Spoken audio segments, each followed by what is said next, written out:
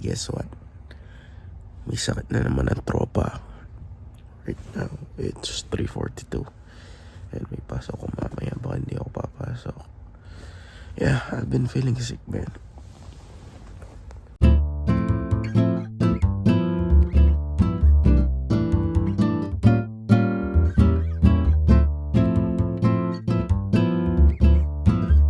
So welcome back to another vlog. And ngayong araw, nagkasakit na naman ako dahil sa katangan ko. 2 days ago, nag-shower ako ng madaling araw. Siguro nilamig ako and nagkasakit na naman ako. Di rin pala ako pumasok ngayong araw dahil kanina hindi ako nakatulog. And sobrang init na pakiramdam ko kaninang umaga, parang nilalagnat ako. Kaya ayun, di na lang ako pumasok. Nag-email naman yung mama ko sa school and sinabi niya na hindi ako papasok ngayong araw. So I'm excused for the day. I was just watching YouTube. Nanonood lang ako ng YouTube dito and bigla na lang nag-rewind sa utak ko na 5 years na pala kami dito.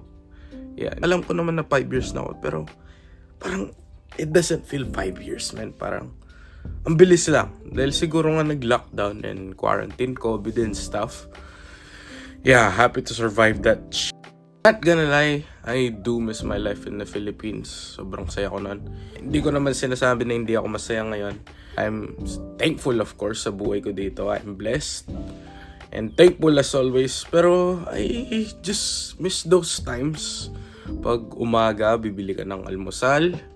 Either champurado, lugaw, spaghetti, and pansit. Yung nakapushcart pa na hindi mo alam kung malinis ba or saan man galing yung pagkain na yan. I just miss those times. And kompleto po kami nun.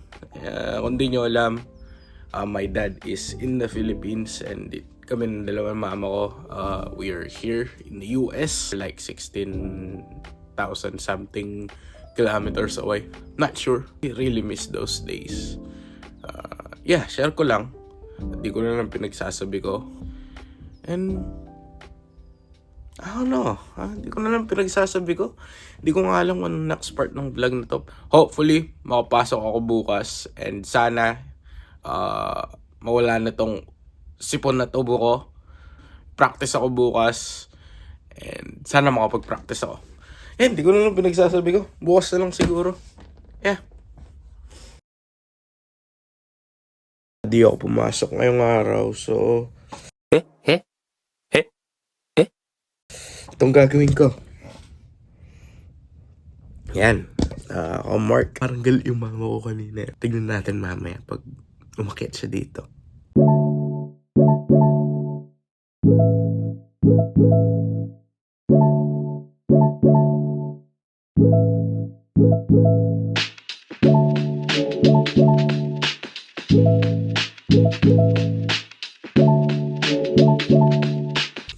Ayan, nakita nyo naman sa time-lapse. Pumasok kanina yung mama ko and looks like na hindi naman siya galit. So we're good. Dahil yan, ayaw niya ako nag-absent sa school. 2 weeks na pala nandito itong mga sapatos na to. So I have to put them back. Linilis ko na rin kahapon.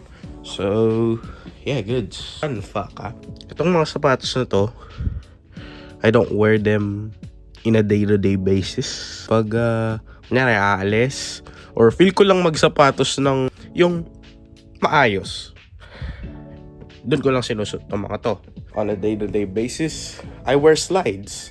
Galing, di ba? Ang dami ko sapatos pero tsinelas ako lagi. Ayan, na-drain yung phone ko. Ang galing, di ba? Itong bandang part ng sapatos na to, pag naglalakad ka, ang sakit. Dahil siguro hindi ko pa nabibreakin yung sapatos. 2 beses ko palang sinuot tong mga to. Yan, bagong-bago.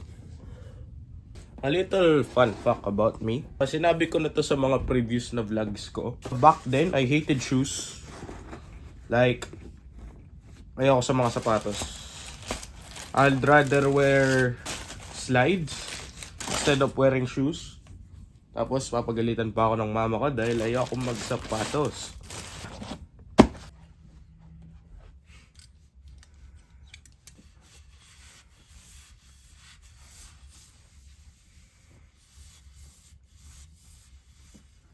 Pansin ko lang, past month, simula nung lumipat kami dito, tumaba ako. I've been eating a lot and I've been eating too many times in a day. Sobrang dami kong kinakain araw-araw. I think it's time for improvement. Ngayong araw, I'm declaring na magda-diet na ulit ako. I don't know what January it is. Sobrang taba ko na eh. Hindi naman sobra, pero you know what I mean. Uy, hindi mo ulan. Makakapag-basketball ako mamaya. Kahapon, meron kaming game and nanalo kami. We won by 20, I think. I don't know, I'm not sure. Monday, meron kami ulit game. Home game naman yon. Kahapon sa away game. Nakalimutan ko na mag-vlog kahapon. The past few days, wala rin akong time na mag-vlog dahil sobrang busy ko nga sa school. 2 araw ako absent and I needed to catch up with my stuff in school. Ngayong araw is gonna be a productive day dahil magbabasketball ako. Hindi lang ako higa sa kama ko na yan the whole day. Buti na lang dahil I'm tired of doing that. Mamaya na lang pag alis na kami dahil pupunta rin yung mama ko sa kabila. Papadrop na ako sa basketball court na malapit dyan. Yeah, para makapag-basketball ako. Nautusan ako mag-vacuum. Kaya, tara, vacuum.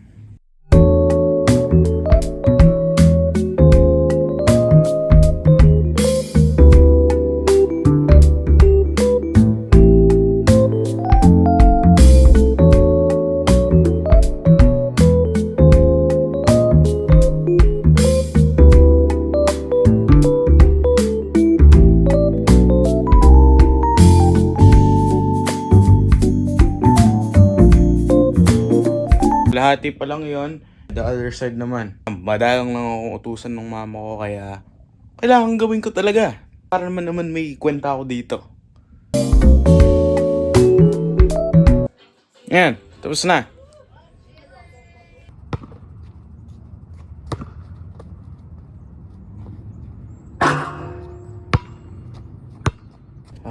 Two hours na ako nagsushooting and pahinga muna ako. Hindi pa nagte-text si mama kaya siguro dito muna ako.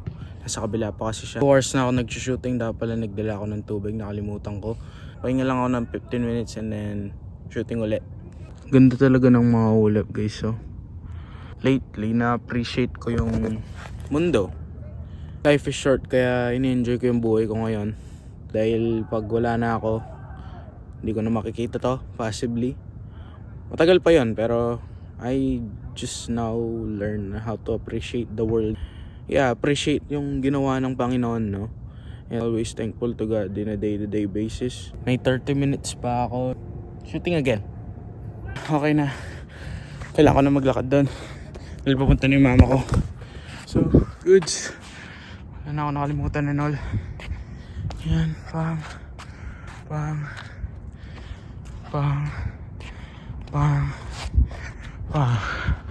Bukas naman.